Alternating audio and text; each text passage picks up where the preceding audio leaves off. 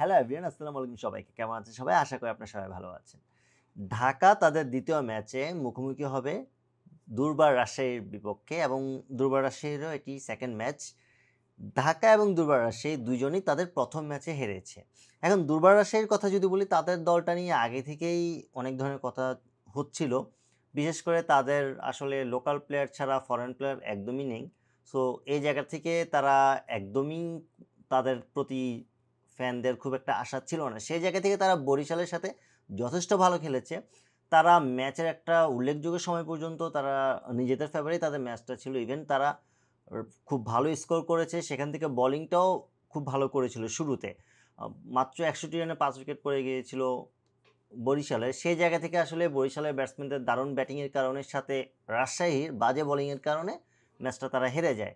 যেখানে প্রায় ২০০ রানের কাছাকাছি টার্গেট দিয়েও তারা ম্যাচটা জিততে পারেনি। অন্যদিকে ঢাকার বেলায় যদি আসি, ঢাকাতে আল্টিমেটলি যেটা হলো তার উল্টাটা ঢাকাও ১ম ম্যাচ হেরেছে। তাদের ক্ষেত্রে যেটা হয়েছে, তাদের দলটা নিয়ে যথেষ্ট ধরনের হাইপ আছে।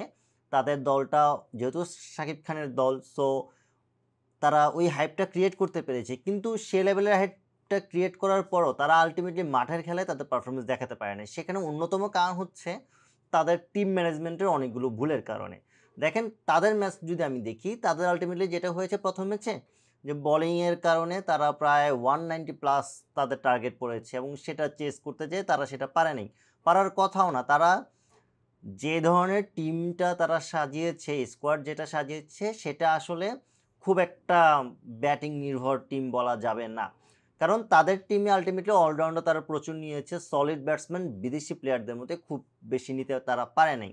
যেটা তাদের জন্য আসলে হিতে বিপরীত হয়েছে। এখন আমি যদি আজকের ম্যাচ নিয়ে কথা বলি, আজকের ম্যাচে আল্টিমেটলি যেটা হয়ে যাচ্ছে, দুর্বার রাজশাহী এবং ঢাকা ক্যাপিটালসের মধ্যে আল্টিমেটলি খুব একটা আপনি তফাৎ বলতে পারবেন না। যদিও ঢাকা ক্যাপিটালস আসলে অনেকটুকু এগিয়ে থাকবে, কিন্তু খুব একটা তফাৎ এই কারণে বলছি না।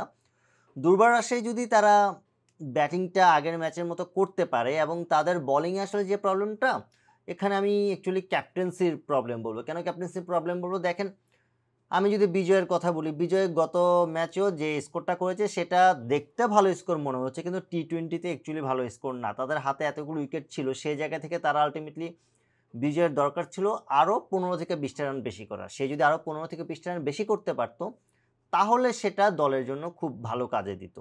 মানে কমপক্ষে ১৫ থেকে ২০ রান বেশির কথা বলেছি। ইভেন সেটা ৩০ রান হলেও মানে অসম্ভব কোনো কিছু ছিল না, অস্বাভাবিক কোনো কিছু ছিল না। সেই জায়গা থেকে বিজয়ের ইনিংসটা আমার কাছে খুবই স্লো লেগেছে এবং তার ক্যাপ্টেন্সিটা আসলে আপ টু দ্য মার্ক ছিল না। যেখানে জিশান একটা উইকেট পেয়েছে শুরুতেই, জিশানকে আরও ট্রাই করতে পারত। শুরুতেই ট্রাই করতে পারত। এতে যেটা সুবিধা হতো কি, তার ওভারগুলো শেষ হতো। যেহেতু তাদের বোলারদের সংকট, তারা এই জিনিসটা মাথায় রাখা দরকার ছিল। ইভেন যে বলার তারা চুজ করেছে, তারাও আল্টিমেটলি খুব ভালো সাপোর্ট দিতে পারে নাই। এই জায়গা থেকে আমার মনে হয় শফিউলকে খেলানোর একটা ব্যবস্থা করে দেওয়া উচিত ছিল। তাদের আসলে বলার তারা বাদ রেখে খেলাতে পারবে না। ইভেন তাদের আসলে মেইন প্রবলেমটা হচ্ছে, তারা যেহেতু ফরেন প্লেয়ার পাচ্ছে না এখন পর্যন্ত, আগামীকালকের বা নেক্সট ম্যাচের আপডেট সেটা এখন পর্যন্ত তারা ক্লিয়ার করে নাই। কিন্তু তারা এখন পর্যন্ত তাদের ফরেন প্লেয়ার, তারা যাদেরকে চাচ্ছিল তাদেরকে এখন পর্যন্ত পায় নাই। একজনের এনওসি ইস্যু, আরেকজনের সেম ভিসাজনিত কাগজপত্রের কারণে এনওসি পাচ্ছে না, এই ধরনের ইস্যু। সো এটা তাদের জন্য প্রবলেম ক্রিয়েট করতেছে। বাট স্টিল নাও যে টিমটা আছে, তারা যদি সুন্দর করে খেলতে পারে, তারা যদি একটু ফোকাস করে খেলতে পারে এবং প্ল্যান মাফিক খেলতে পারে, আই থিঙ্ক তাদের জন্য এটা খুব ইজি হবে টোটাল প্ল্যানিংকে এক্সিকিউট করা। অন্যদিকে ঢাকার ব্যাপারে আসেন, ঢাকা যে ভুলটা করছে, ঢাকা দেখেন ফারমালুনা শাফি, তারপর হচ্ছে আমির হামজা, থিসারা পেরেরা, এই ৩ জন প্লেয়ার যখন একসাথে খেলে, দেখেন ৩ জনই কিন্তু অলরাউন্ডার।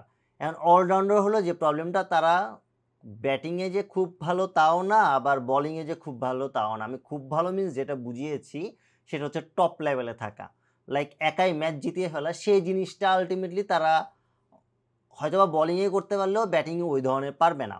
সো এই জায়গা থেকে তারা যে কাজটা পারবে, ধরেন হয়তোবা ১০ বলে ২০ রান লাগে বা ১৫ বলে ৩০ রান লাগে, সেগুলো তারা করে দিতে পারবে।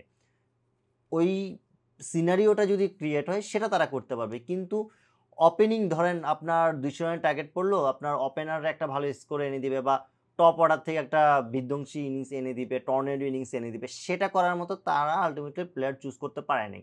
সো আমার থেকে এখানে মনে হয় যেহেতু তিসারা পেরেরা ক্যাপ্টেন, তার সাথে খেলতে হবে একজন ব্যাটসম্যান, একজন অলরাউন্ডার যদি আমি রাখি ফারহানুর শাফি, অথবা আমি যদি আমির হামজার যে কোনো একজনকে রাখি, আমার সেখানে ওপেনিংয়ে হয় জনসন চার্লস অথবা জেসন রয়কে, যেহেতু তারা নিছে জেসন রয়কে খেলানো উচিত। তারা জেসন রয়কে কয় ম্যাচের জন্য নিয়েছে সেটা একটা অবশ্যই বড় কথা, যে তারা আসলে কয় ম্যাচ তাকে পাচ্ছে, বাট যত ম্যাচই পাচ্ছে তাদের আসলে তাকে খেলানো উচিত, অথবা জনসন চার্লসকে খেলানো উচিত। কারণ জনসন চার্লসকে আপনি যত ম্যাচ দিবেন সে ততটাই কিন্তু দলের জন্য একটা ভালো স্কোর এনে দিতে পারবে। কারণ তার একটু টাইম লাগে পুরো টুর্নামেন্টে, যেহেতু বিদেশিরা যারা এসেছে তারা যদি একটু থিতু হতে না পারে তাদের জন্য এটা একটু টাফ হবে। সো এই জায়গা থেকে আমার মনে হয় ঢাকার যে জায়গায় ফোকাস করা উচিত সেটা হচ্ছে তাদের কম্বিনেশনটা। তাদের কম্বিনেশন যদি তারা রেডি করতে পারে, খুব একটা কঠিন হবে না তারা দুর্বার রাজশাহীকে হারানোর জন্য। কালকের ম্যাচের প্রেডিকশানে যদি আমি আসি, প্রেডিকশানে শুরুতেই আমার কাছে যে জিনিসটা চলে আসবে সেটা হচ্ছে দুই দলের একাদশ যদি আমি দেখি, সেক্ষেত্রে ঢাকা ক্যাপিটালস একটু ব্যালেন্স একটা টিম, আর দুর্বার রাজশাহী তাদের ব্যাটিংটা একটু স্ট্রং সাইডে থাকবে, বাট বোলিংয়ের জন্য তারা পিছিয়ে থাকবে। বাট আমার মনে হয় এখানে টস একটা ফ্যাক্টর হবে, টস যারা জিতবে তারা ম্যাচে যথেষ্ট এগিয়ে থাকবে। অ্যান্ড যেহেতু ওয়েদারটাও এখন গত 2 দিন ধরে একটু কুয়াশা থাকতেছে, সো এই জায়গা থেকে আমার মনে হয় টসটা অবভিয়াসলি একটা ফ্যাক্টর হবে, এবং মাঠে যারা প্ল্যানিংটা এক্সিকিউট করতে পারবে তাদের জন্য ম্যাচটা ইজিলি শেষ করা যাবে। সো এই জায়গা থেকে অবশ্যই ঢাকা ক্যাপিটালস এগিয়ে থাকবে। অ্যান্ড আমার প্রেডিকশন আলটিমেটলি যাবে ঢাকা ক্যাপিটালসের দিকে, কারণ রাজশাহী আই থিঙ্ক তারা বোলিংয়ে অ্যাগেইন তারা সাফার করতে যাচ্ছে। দেখা যাক ম্যাচের সময় আসলে তারা জিনিসটা কিভাবে ম্যানেজ করতে পারে, অ্যান্ড সব কিছুর পরে তারা আলটিমেটলি তাদের বিদেশি প্লেয়ারদেরকে পায় কিনা। আপনার মতে এই ম্যাচে কারা এগিয়ে থাকবে এবং দুই দলের স্ট্র্যাটেজি প্লেইং 11 কি হতে পারে অবশ্যই কমেন্টে জানাবেন। আজ এ পর্যন্তই। এতক্ষণ পর্যন্ত সাথে থেকে ভিডিওটি সম্পূর্ণ দেখার জন্য ধন্যবাদ। আশা করি আমার এই ভিডিওটি আপনাদের ভালো লেগেছে। যদি আমার এই ভিডিওটি আপনাদের ভালো লেগে থাকে তাহলে অবশ্যই লাইক, কমেন্ট, শেয়ার এবং সাবস্ক্রাইব করে পাশে থাকবেন। নেক্সট নতুন কোনো ভিডিও নিয়ে আপনাদের মাঝে চলে আসার আশা ব্যক্ত করে আজ বিদায় নিচ্ছি। আল্লাহ হাফেজ।